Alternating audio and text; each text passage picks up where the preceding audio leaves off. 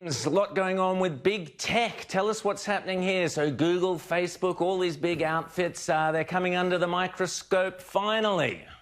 Yes, that's right, Rod. I know we got a lot of big news coming out of Victoria, but first we've got to take a look at what happened this week in Congress. They called the big heads of all the tech giants onto the carpet to explain what they're doing about censoring conservative news, conservative voices, conservative opinions. And Representative Jim Jordan from Ohio had a big whack at them. Take a look at this. I'll just cut to the chase. Big tech's out to get conservatives. That's not a suspicion. That's not a hunch. That's a fact. July 20th, 2020, Google removes the homepages of Breitbart and the Daily Caller.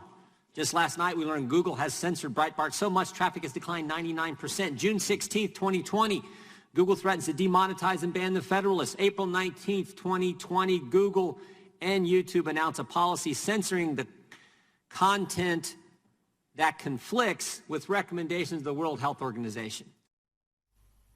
And he went on and on and on for minutes, and it was really devastating, and it really laid out the case to how these huge giants, which like to play it both ways and say, oh, we're just a platform, but then make editorial publishing decisions, have been having it both ways. I think between this and some of the stuff we've seen in Australia, we're going to have to see them change their ways pretty soon, Rowan. Yeah, we'll talk about Josh Frydenberg's new legislation, or new planned legislation in a sec. Rita, your thoughts on this?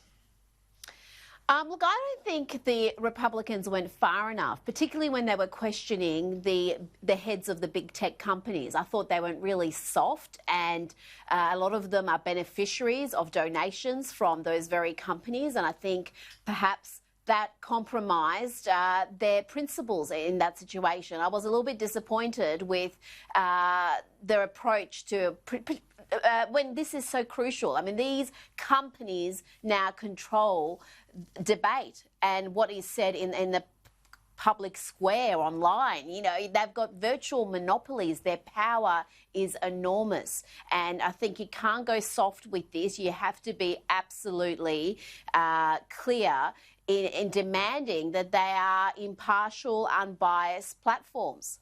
And you're right, Rita, the censorship that James refers to is truly terrifying. It's getting out of control in an Orwellian way. When you have Donald Trump Jr., for example, being removed from Twitter, they just suddenly decide they're cancelling. He's off Twitter for a day or two simply because he reposted a video from some American doctors who were talking about, among other things, hydroxychloroquine, which I'll be talking about later in the show. But we see this censorship, and even in Israel, Rita, Twitter were being were being looked at very closely, weren't they?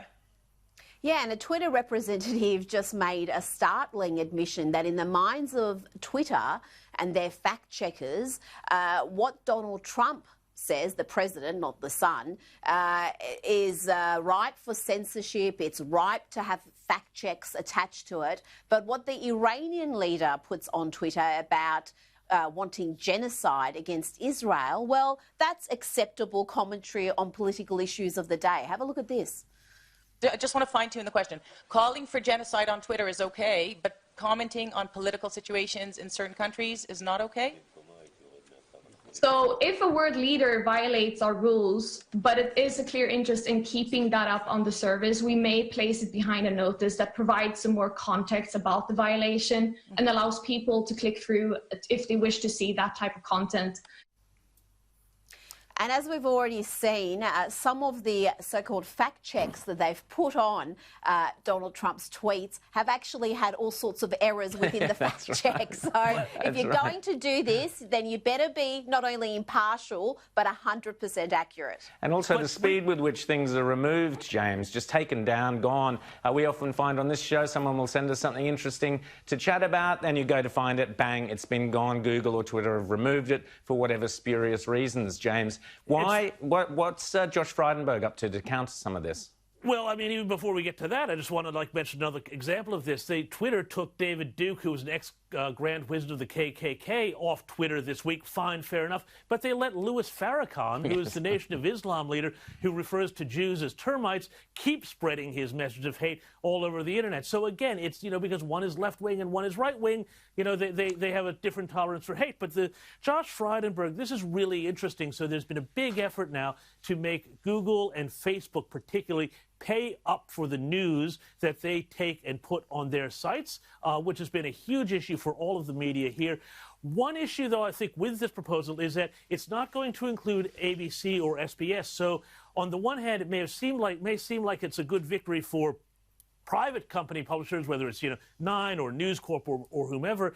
The danger is that if ABC and SBS are taken out of this mix, then they might wind up being the big winners out of this because they'll just get more audience on Google if Google and Facebook decide, well, we just won't publish these other publishers who we have to pay for. So it's a good first step, but I think there's some big holes in this that need to be addressed by Josh Frydenberg. Yeah, you're right. It's absolutely critical. For too long, journalists have been out of work as Google and Facebook have creamed the profits, Rita, from advertising that should have gone to the media outlets. Yeah, the legislation needs to catch up with the technology. It is just years and years behind, and we're seeing theft, essentially. We are seeing content that is produced at great cost to companies just being taken and used by these tech giants. And so they eventually have to pay the bill. So this is a good first step, but as James mentioned, there are some loopholes in there that are going to be exploited if they're not clamped down.